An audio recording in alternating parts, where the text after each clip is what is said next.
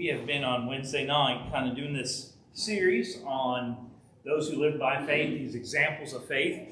We've talked about men like Abraham and Moses. We've talked about Sarah. Tonight we are going to talk about Rahab. We're going to use it and talk about the same kind of basic text that we've been looking at.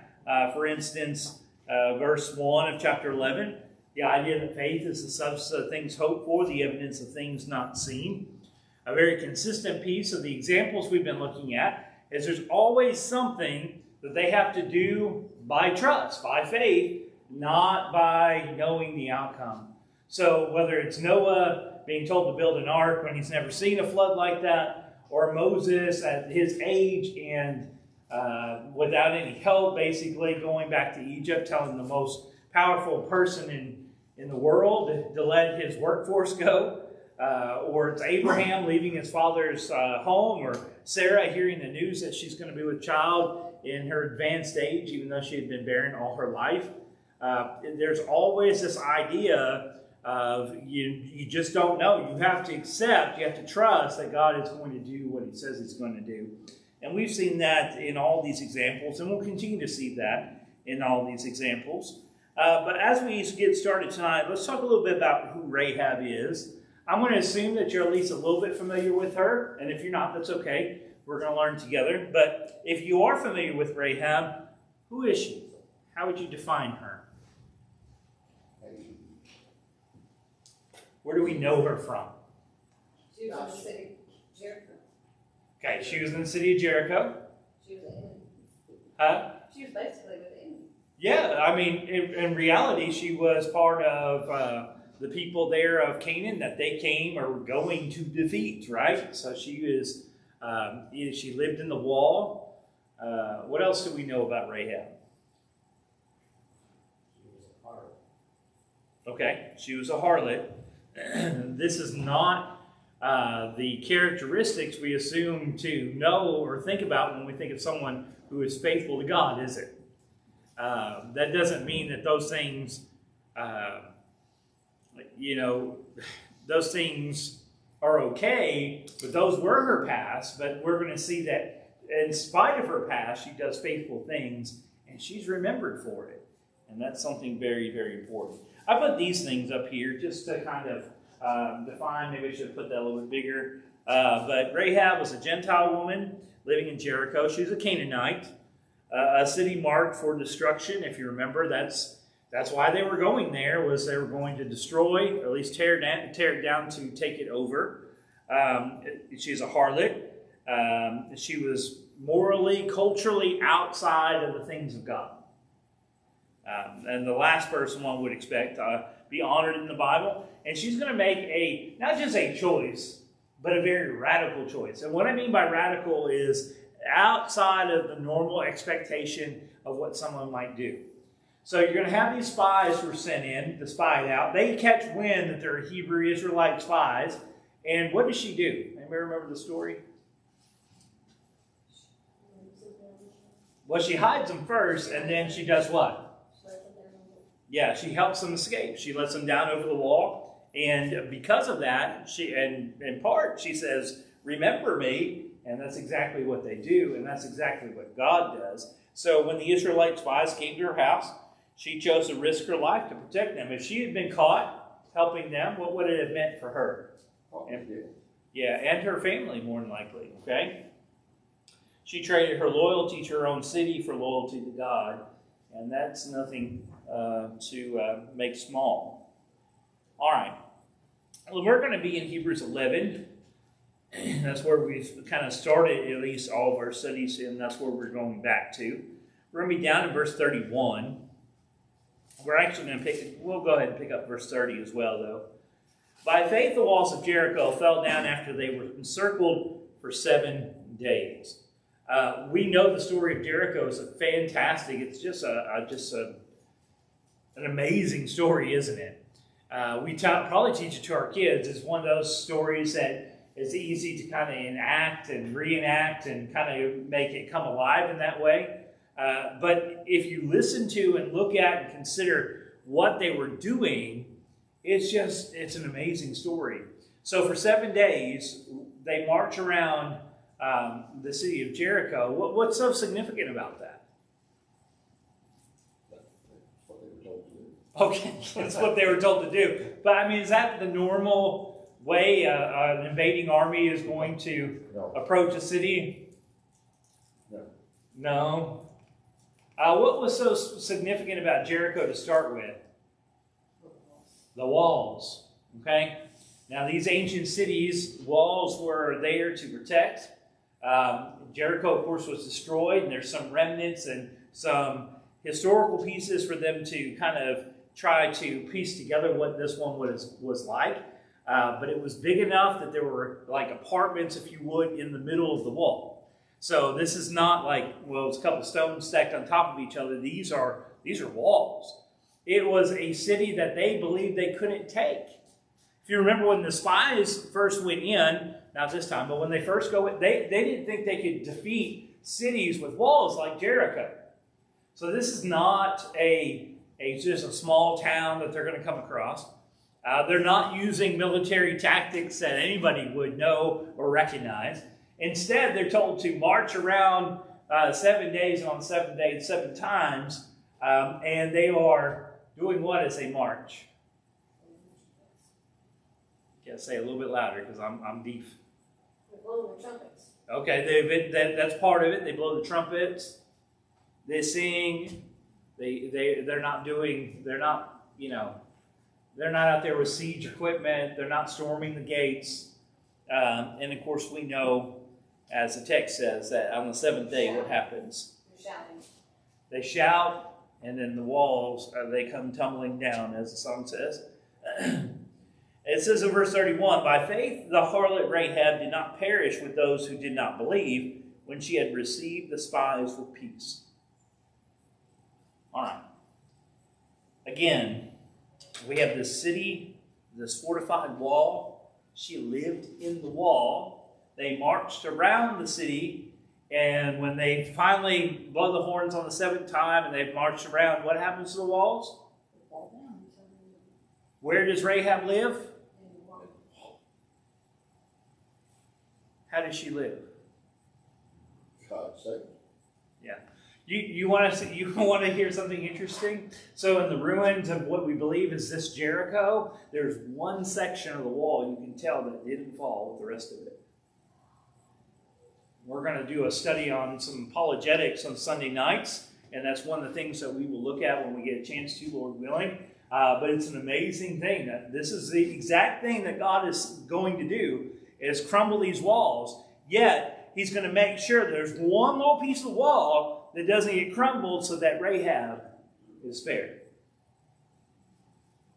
Now, when we think of what this woman did and what she stood for and so forth, it's not a big long story like Moses that encompasses decades of life and lessons and growing up and making the wrong choice and then becoming a shepherd 40 years and coming back and all. It's not the life of Abraham. It's year after year after year, decade after decade, being faithful, learning lessons, making mistakes. We have this short little story about this woman, but what she did was what? After going down the city, Yeah. I saved the spies, which, Should make these bigger. They always look bigger on my computer, and then when I put them on here. All right. She is an example of the very fundamentals of what we've been talking about with faith. We say faith comes by hearing and hearing the word of God. When they hear the message, when she hears that God is mad, that God is coming, that God is going to judge, she doesn't argue, she doesn't debate. What does she do? She believes it. And that's when she goes to these men and asks them to remember her. We have heard how the Lord dried up the water of the Red Sea. In Joshua 2:10, that's her words. They had learned about what God had done where? Or where did He dry up the waters of the Red Sea? they left, when the Hebrews left Egypt. When they had left Egypt, right. So listen, they leave Egypt, they go into land, they murmur and complain, they send in spies, they say we can't do it. God curses them and they wander for how long? 40 years. So now we're better than 40 years in the future, and she knows the story of what? The Red Sea crossing. Matter of fact, this is exactly what God said. We don't have time to go back there. That so the world will know that I am God is what He told Moses, and he did these plagues. And then, of course, eventually the Red Sea. So she had heard those things, and she believed. So when she heard that the same God was coming for her town, she believed it. Go ahead, Al. I just think it's amazing. You kind of already said it, but the people, some of them had seen it, and they had lost faith later on. She just heard it. Yeah. She had faith in it. Yeah. That's a good point. I mean, all of Israel, right? They walked through it, and they couldn't seem to keep their faith. She had just heard about it. Okay. She came to a correct conclusion. And we can turn over there. Let's go ahead and turn to Joshua chapter 2 real quick. I heard that when they excavated that place they think is Jericho, that they found that there was still a lot of food left over. Normally in a siege they would starve the people, run them out of food, and there would be nothing left. Right. They could tell that whatever happened, it happened quickly and fast, and there was still food, and it wasn't a situation where they were starved away. Yeah, and they weren't. It wasn't moved. Yeah. No, so if you were expecting a long, protracted war, you would move it to a safer place, and it wasn't moved because you have a silly army walking around your walls, and you think there's no way they can get through our walls, except God had planned for them walls. But you're exactly right. I've seen the same pieces, and we're going to get into stuff like that. So if that stuff interests you, be sure to be with us on Sunday nights. All right, Joshua chapter 2. Who is Joshua, by the way? Yeah, second in command to Moses, right? And then he becomes first in command when Moses is not allowed to come into the promised land. He is the one who conquers the land. He is the general, if you would, that leads them into the promised land. We have the story laid out in chapter 2. We're going to drop down to verse 10, though. For we have heard how the Lord dried up the water of the Red Sea. This is Rahab. I want you to notice, though, she didn't say, I have heard. What did she say? We have heard. In other words, this isn't just something that she happened upon. The people knew this, okay? For we have heard how the Lord dried up the water of the Red Sea for you when you came out of Egypt, and what you did to the two kings of the Amorites who were on the other side of the Jordan, Sihon and Og, whom you utterly destroyed. Now, that might not mean a whole lot to us. But you remember who King Og was? Let me help you out if you don't remember. When the children of Israel, when the spies went out and they came back, what was their report? Why? Yeah, there's giants in the land. Og's bed, and it lays this out for us, was over 13 feet long. He was a giant. I don't know that he was 13 feet, but they had to make it this exceptional big bed because he was huge. So when she's quoting this is not just some small opponent that they had already defeated. This is literally a giant that they had defeated in his kingdom as they're pushing through. So she knows that, God can do what he says he's going to do. She has a past example, Egypt and the Red Sea, and now a present example just probably months prior to them arriving there at Jericho, if that, maybe just weeks.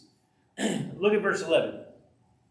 As soon as we heard these things, our hearts melted. Neither did there remain any more courage in anyone because of you. The Lord your God, he is God in heaven and above and on earth beneath.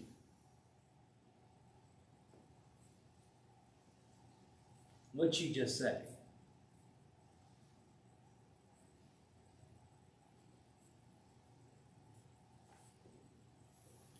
She knows who the Lord is. The fear of God was in her. She knows who, the fear of God is in her. She knows who he is. She doesn't know him like Joshua knows him. She doesn't know him like Moses knew him, but she knew him. She knew he was the one who could defeat the Egyptians. She knew that he was the one that could defeat these other opponents in the land. And she says that we. Now, was she meaning just her family and her, the people as a whole? I don't know. But I do think it's more than her family. I think she's speaking on behalf of her people, that they generally, the word in the town, the whispers as these things are approaching is, what are we going to do? If that's true, she's the only one that acts on it. Now think about that just for a second. We said this whole time that faith is the evidence of things not seen, or the substance of things not seen, the evidence of things hoped for. But every time we have an example of faith, we have someone that just doesn't believe it in word, but acts upon it. Whoever the we is, however the big that group is, she acted on it. No one else did. What did James say about being a hearer of the word and not what? A doer? We deceive ourselves. Okay? Action follows her belief. Action is a part of her belief. Her faith wasn't just a mental option. It led her to hide the spies, to misdirect their pursuers, to basically what would have been probably considered treason or treachery to her own people, to protect God's people. All right.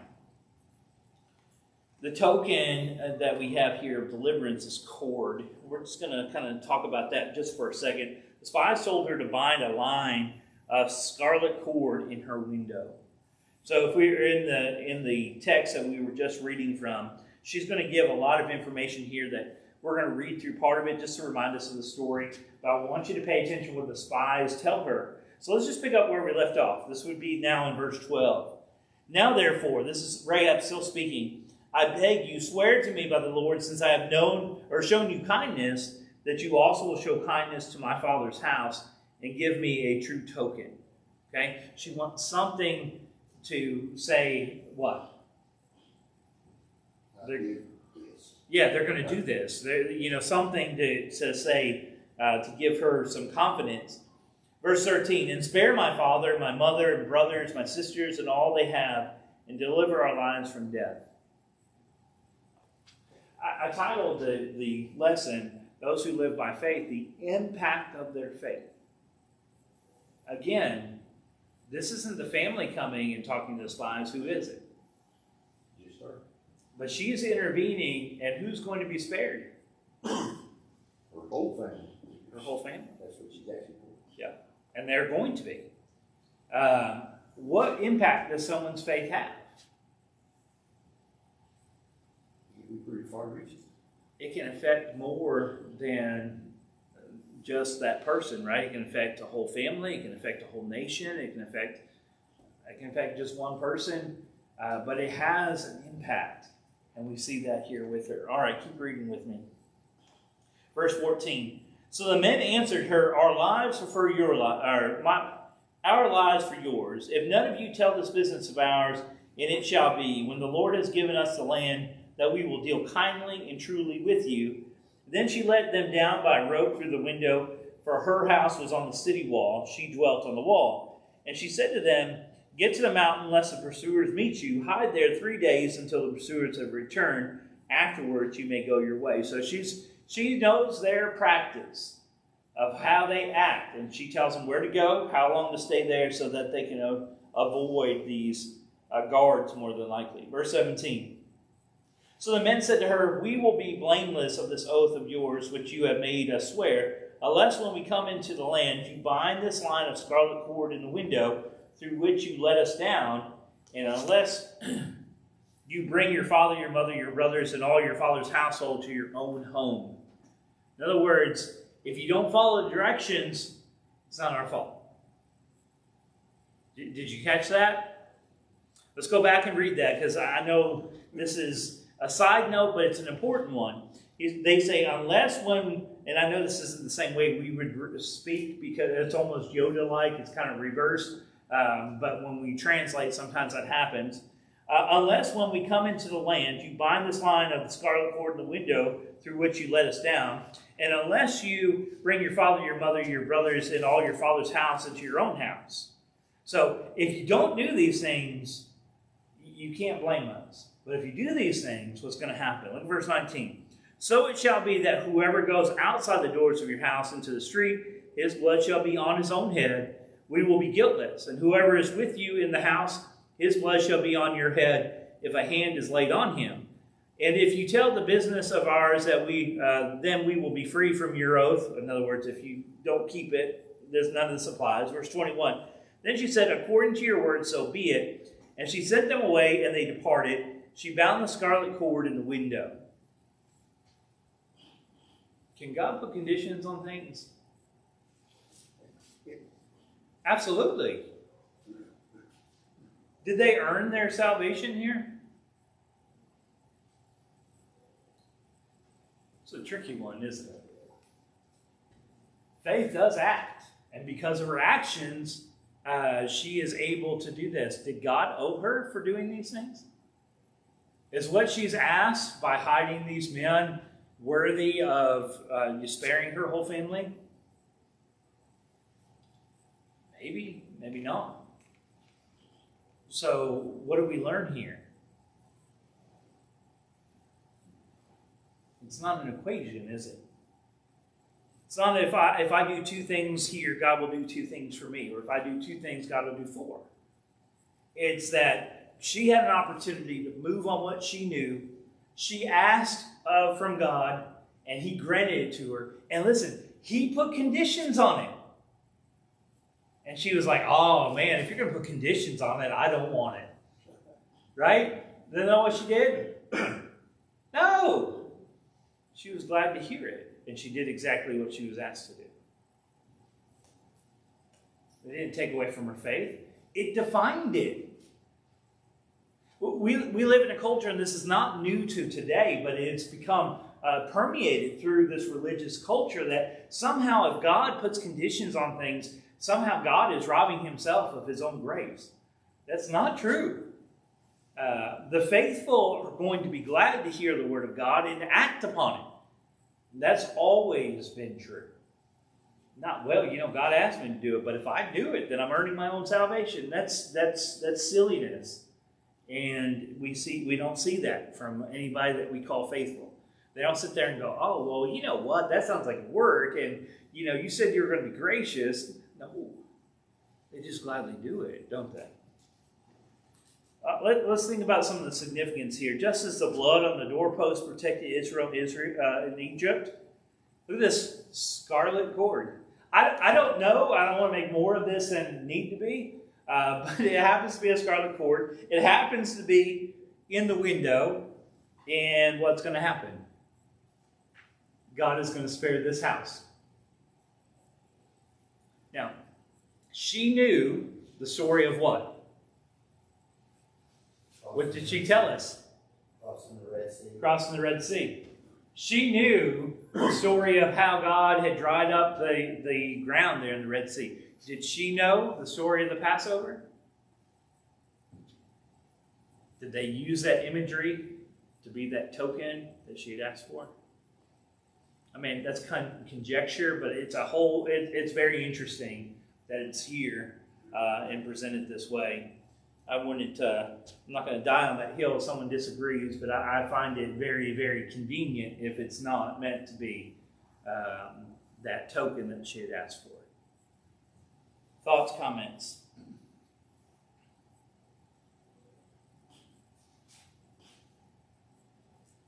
All right. In the book of Matthew, in chapter 1, you have the genealogy of Jesus. It's not just that this woman is going to save herself and save her lives. It's not just that she is a quick mention as someone who did something courageous or heroic in the name of faith. If you imagine how many times she's actually brought up, not only by the Hebrew writer, she's brought up by James. And when he's talking about faith, he uses Abraham, he uses Elijah, he uses Rahab. Matthew 1, verse 5. Salmon begot Boaz by Rahab. Who is Boaz? Ruth's husband. Boaz begot Obed by Ruth. Jesse and David. Where is Rahab? Right smack in the line of who? Jesus. David and then Jesus. Jesus. She's the only woman that I see named and that I've ever seen named. They don't Well, name other than her. Ruth.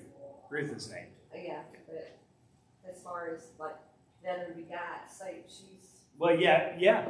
So think of all the tradition and all that surrounds it, because you'll have the patriarchs that are mentioned, not usually the women, but yet look at the two women that are mentioned, Rahab and then Ruth, who is a what? Was a Moabite, right? I mean, she becomes faithful to God. I'm not saying she remains, an idolater, but and God preserves that. How So- did the Israelites feel about descendants that were Gentiles? Like, did it matter? I mean, I can only speak in generalities. They weren't fans of Gentiles. So how they rationalize these examples, they probably didn't talk about them as much. She probably had to have integrated into them, Yeah, with them. So I'm sure. We don't know. Well, we know a whole lot more about Ruth, right? She became part of the Israelite culture and world and so forth. We don't know as much about Rahab other than this. Obviously, her time with the Israelites was not limited to just that moment, right? She must have went on with them. So I don't know. They are very by the first century and probably very, very much before that. They were not fans of other cultures as far as intermarrying and so forth. But a lot of that came out of their own mistakes. So if you go back to the time of leaving Babylon and going back, and then they intermarried and didn't build the wall, didn't build the temple, and Ezra came and Haggai came and gave them lectures, and there's a lot of stuff going there. That kind of built a culture going forward where humans do things, they're just so human. We take something and we take it and we just run it way beyond what God intended. So there's a lot of things there. I don't know that I can completely answer that out. There were laws in Deuteronomy for taking female captives and making them their wives. Mm-hmm. So they had to go through a sort of ritual. Yeah. They could do that. Yeah, I mean, proselyting was part of the culture, but it's just amazing to me. Here's a statement. Look at one verse. Look at the names mentioned in it. You have Rahab, Ruth, and then you have Jesse and David the king, all in the same verse. Now I know there's generations there, but it's just an astounding thing. For someone's name to be recorded throughout history, it doesn't have to be there. Normally that would read how? Salmon begot Boaz, Boaz begot Obed, Obed begot Jesse. But God said, nope, I'm going to make sure you know Rahab was there, and I want to make sure you know that Ruth was there. What do we make of this lady? What did she do after these things? We know what she did before these things. They weren't the best things, right? But she had no rest. Okay. this had to have been a strong, faithful family line. It seems like to me. Yeah. It may be reading too much, but it seems like this changed her life. And her family, her mother, father, others too. For him to Yeah. choose that type of a woman to be in the lineage of Christ. Yeah. So let's do this with this then. The past then is not a barrier. Our barriers are inability or unwillingness to actually be faithful. So how many times do we see God take someone with a not so good past and do something amazing with them? Often, right? I mean, we have Moses. We talk about him as, would be on that Mount Rushmore of the faithful, right? But he was a murderer who ran away from his people. David, he made his mistakes, didn't he? But then you have Rahab. God does not look at what we were. I'm not saying he completely ignores it, but who we are in relation to him. Grace reaches the outsider in this picture. And how many times is that true? And then think about who we are. Ephesians 2. We just got done studying this book. If you remember, he talked about us as Gentiles. We were outside the promises of God. We were alien to the promises or to the covenant of God. And grace reaches out. Doesn't mean that she is not responsible for what she does or the choices she makes. But God doesn't say, okay, well, you messed up in the past, so you have no chance in the future. In fact, when she makes a stand, he recognizes her. All right. Faith takes risks.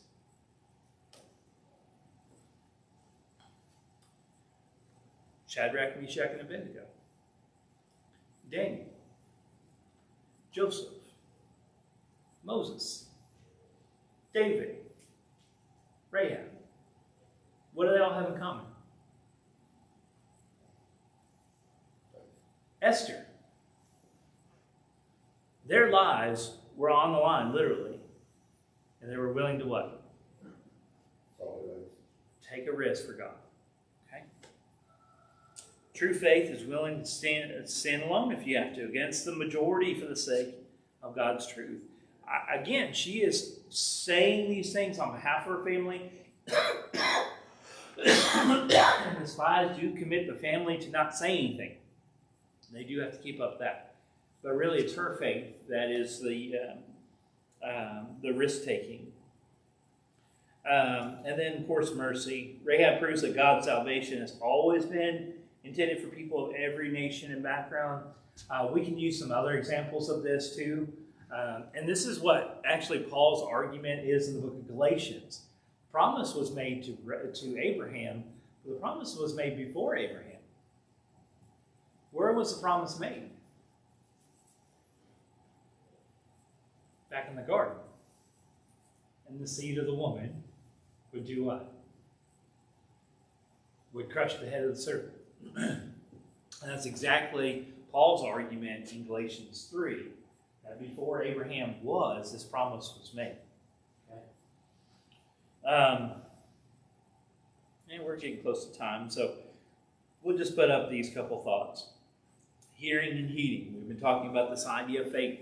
It's not enough to hear alone. We have to, when we hear it, we have to do something with it. Obviously, we have to hear it. I'm not trying to discount that, but if we hear it and just say, oh, that sounds wonderful, that sounds good, we should do that, and we don't do it, it's not to anyone's benefit. Jericho heard the same reports that Rahab did.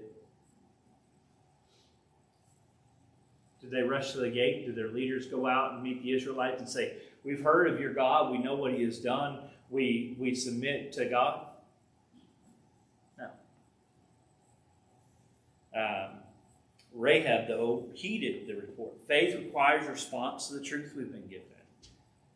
And then, of course, choosing sides. Rahab realized that Jericho was failing, and God's kingdom was coming. This world is failing. It's falling, however you want to put it, however you want to view it. It's in a constant state of decay and chaos. Yet God's kingdom is what? Eternal. It's eternal. All right. Thoughts, comments as we think about a very unique person in the story of God, but a very important one.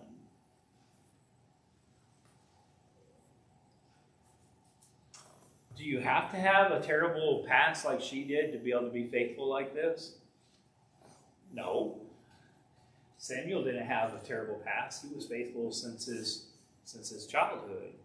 David had his mistakes later, right? He started off really strong. What's the lesson about faith? It's there for all. I mean, it's there. We've got to use it. Yeah. We can be good, we can be bad. We just got to change. Okay. I like that. We got to use it. We got to change. We got to make a choice, don't we? Faith is this constant concept of choosing. I'm going to choose God. I'm going to choose whatever it is. I'm going to choose God. Or I'm going to choose my neighbors, my country here in Jericho. I'm going to choose God, or I'm going to choose the shepherd fields of the Midianites. I'm going to choose God, or I'm going to choose the threshing floors that I'm hiding in Gideon's day. You know, I'm going to choose God, or I'm going to choose safety. And Shadrach, Meshach, and Abednego say, how easy would it be to justify, hey, I don't really mean it. I'm just going to bow down to this thing so we get past this day and move on. How easy would it have been for Daniel to say, you know what? Okay, I'm going to close my windows now. From now on, I'm praying so nobody knows I'm praying. Faith's about a choice. Tonight, you know, it's still that way. We had a choice, and you already made a choice, right, to come to services tonight. We're thankful for that. But you have a choice tomorrow. How are you going to live your day? What are you going to put in front? What are you going to make the most important? Who are you going to give praise when things are good? Who are you going to look to when things are bad or hard? How are you going to treat your neighbor, your family member? We have choices, and those choices represent where our faith really is. So my encouragement to all of us tonight is to learn from Rahab. It doesn't take a big name, a huge heritage. It just takes choosing to do the right thing. And that's our challenge, to choose to do the right thing. Tonight, we're going to, here in a moment, sing a song of invitation. If there's someone here that needs prayers at church, we can pray with you about something you're going through. For someone here that has not yet obeyed the gospel and would choose to do so tonight, we encourage you to let those needs be known as we stand together and sing this song.